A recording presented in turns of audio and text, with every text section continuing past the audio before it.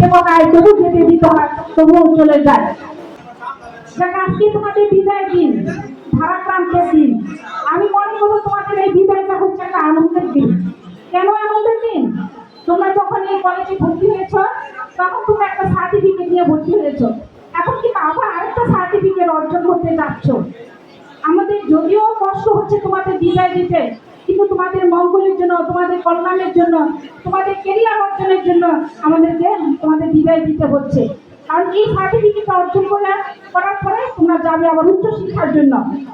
সুতরাং তোমরা ভালো থাকো, সুস্থ থাকো এবং তোমাদের মনোবাঞ্ছনা পূরণ করো আল্লাহ পাক, এটাই সবসময় দোয়া করি। যে এখন এই মুহূর্তে, এই যে ভারাক্রান্ত মুহূর্তের মধ্যে সেই কবিগুরুর কথাটা না বললেই নয়। যে কবিগুরু একটা বলেছিলেন, যেতে না যেতে বকায়, তবু যেতে দিতে হয়, তবুও চলে যায়। তো যাই হোক, আমরা তোমার মহান রব্বুল আলামিনের কাছে দোয়া করি তোমরা সুস্থ সুন্দর পরিবেশে তোমরা পরীক্ষা দাও এবং একটা ভালো রেজাল্ট নিয়ে আসো। তোমার পিতামাতা, তোমার আত্মীয় স্বজন এবং তোমার শিক্ষকদের এবং এই প্রতিষ্ঠানের সুনাম তোমরা রক্ষা করবে। তো যাই হোক, আমি শুধু একটা কথাই বলতে চাই যে পড়াশোনা করে একটা কথা আমি বলবো, শুধু পড়াশোনা করলে বিদ্যান হওয়া যায়, মানুষ হওয়া যায়। বলো, পড়াশোনা করে তুমি বিদ্যান হলে মানুষ হওয়া কিন্তু অন্য জিনিস, ভালো মানুষ হওয়া। এখন তোমরা কি চাও না ভালো মানুষ হতে? কারণ দুর্জন বিদ্যান হলো পরিত্যাজ্য, আমরা জানি যে দুর্জন যদি বিদ্যান হয় সে পরিত্যাজ্য, সে কোথায় সমাদিত হয় না। তো যাই হোক, এই যে তোমাকে একটা ভালো মানুষ হওয়ার জন্য কিছু নিয়ম নীতি আছে, যেমন তোমার নৈতিকতা, তোমার ধর্মীয় মূল্যবোধ, এগুলো আছে। এখন নৈতিকতা বলতে তুমি কি বোঝো? নৈতিকতা কি আমাকে বলো তো, নৈতিকতা কি? ধর্মীয় মূল্যবোধ জিনিসটা কি? আমি যখন তোমাদের ক্লাসে যেতাম তখন আমি প্রথমে জিজ্ঞাসা করতাম যে বাবা আজকে বলো তো কে কে ফজরের নামাজ পড়েছো? অনেক সময় ক্লাসে জিজ্ঞাসা করেছি, কিন্তু আমি অধ্যক্ষের মানে জানাও পরে আমি আপনাদের ক্লাসে যেতে পারি না।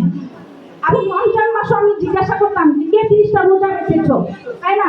এগুলো যে এটা কিন্তু নৈতিকতা না, যে নামাজ রোজা এটা নৈতিকতা না।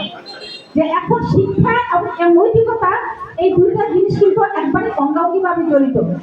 শিক্ষা যেমন মানুষকে অন্ধকার থেকে, বর্বরতা থেকে, কুসংস্কার থেকে আলোর পথে নিয়ে আসে, নৈতিকতা তোমাকে শিখায় সততা, সদাচার, সৌজন্যমূলক আচরণ। এখন এই দুইটির সমন্বয় যখন ঘটবে, তখন কিন্তু তুমি একজন আদর্শবান মানুষ হিসাবে তুমি পরিচিত হবে, তুমি একজন দায়িত্বশীল হবে, তুমি একজন সুনাগরিক হিসাবে, দায়িত্বশীল হিসাবে তুমি দেশের কল্যাণ করতে পারবে।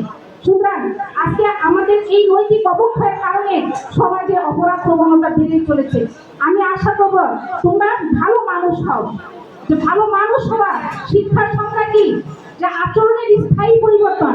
যদি তোমার আচরণের স্থায়ী পরিবর্তন না আনতে পারো, তুমি যত বড় বিজ্ঞানী হও না কেন, যত বড় সার্টিফিকেট অর্জন করা হোক না কেন, তোমার এই সার্টিফিকেট, তোমার এই বিদ্যা তোমার বাস্তবে কোনো কাজে লাগাইতে পারবে না। সুতরাং তোমার ভালো মানুষ হও, তোমাদের জন্য দোয়া করি। তোমরা জাতির কর্ণধার, তোমরা জাতিকে এগিয়ে নিয়ে যাবে। আর শিক্ষক হচ্ছে মানুষ গড়ার কারিগর।